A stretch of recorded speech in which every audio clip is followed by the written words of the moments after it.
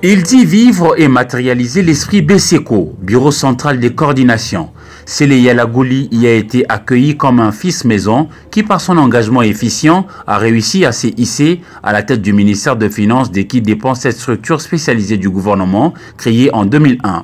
Jeune, dynamique mais aussi travailleur, cité en exemple, Sélé Yalagouli a été présenté samedi 25 janvier 2020 aux agents du BCECO comme modèle à suivre à l'occasion de cette cérémonie d'échange de vœux pour l'année nouvelle. En effet, le BCECO nourrit l'espoir de parachever les projets initiés par le gouvernement dans les secteurs de la santé, éducation, sport, justice. La plupart de ces projets sont inscrits dans le budget du gouvernement pour l'année 2020. Les années passent vite et le BCECO veut, au regard de l'évolution, opérer sa mutation. À ces propos, le ministre congolais des Finances, Sélé Yalagouli, est considéré comme ambassadeur de cette option, mais aussi son défenseur pour faire valider cette réforme voulue adapter au niveau du gouvernement central dirigé par Ilunga Ilunkamba. Je peux vous dire que vous étiez en train d'enfoncer une porte déjà ouverte parce que aucun jour de ma vie, en tout cas depuis que je suis ministre des Finances, je n'ai jamais passé toute une journée sans penser au BCECO. Qu'est-ce que je peux faire pour améliorer encore cette machine? Pour Sélé Yalagouli, il faut promouvoir les externalités positives par la réalisation de bonnes œuvres, les bonnes routes, les écoles, les hôpitaux dignes, etc. Ainsi, pour rentrer dans la droite ligne de la vision du président de la République, Félix-Antoine Tshisekedi.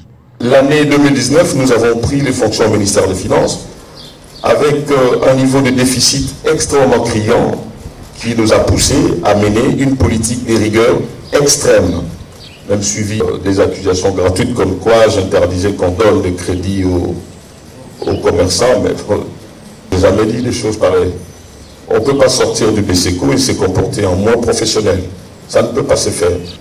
Non, j'avais demandé qu'avant que toute institution publique relevant du budget de l'État aille s'engager pour prendre un crédit bancaire, il faut que le ministre des Finances, ce qui est tout à fait logique, donne son avis préalable.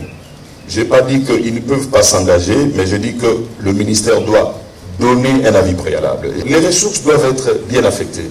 Et pour bien affecter les ressources dans un pays, il n'y a pas de la magie, il faut financer les investissements. Les routes, les écoles, les centres de santé.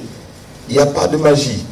C'est ça qui fait qu'on développe dans un pays ce qu'on appelle les externalités positives. Les peu de ressources que nous glanons, nous pensons qu'il faut les affecter au projet de développement de ces pays.